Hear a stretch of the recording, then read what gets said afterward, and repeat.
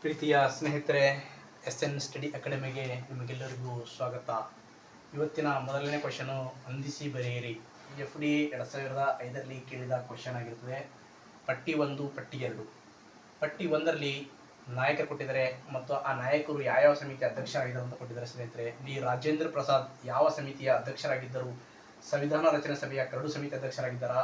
ಸಂವಿಧಾನ ರಚನಾ ಸಭೆಯ ಅಧ್ಯಕ್ಷರಾಗಿದ್ದಾರಾ? ಅದೇ ರೀತಿ ಸಂವಿಧಾನ ರಚನಾ ಸಭೆಯ ನಾಯಕರಾಗಿದ್ದಾರಾ? ಮೂಲಭೂತ ಹಕ್ಕುಗಳ ಸಮಿತಿಯ ಅಧ್ಯಕ್ಷರಾಗಿದ್ದಾರೆ ಸ್ನೇಹಿತರೆ.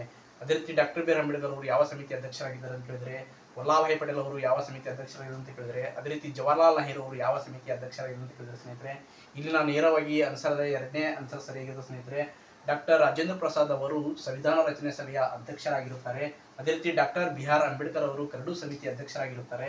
ಅದೇ ರೀತಿ ಸರ್ದಾರ್ ವಲ್ಲಭಾಯಿ ಪಟೇಲ್ ಅವರು ಮೂಲಭೂತ ಹಕ್ಕುಗಳ ಸಮಿತಿ ಅಧ್ಯಕ್ಷರಾಗಿರುತ್ತಾರೆ. ಅದೇ ರೀತಿ ಜವಾಹರ್ಲಾಲ್ ನೆಹರು ಅವರು ಸಂವಿಧಾನ ರಚನಾ ಸಭೆಯ ನಾಯಕರಾಗಿರುತ್ತಾರೆ.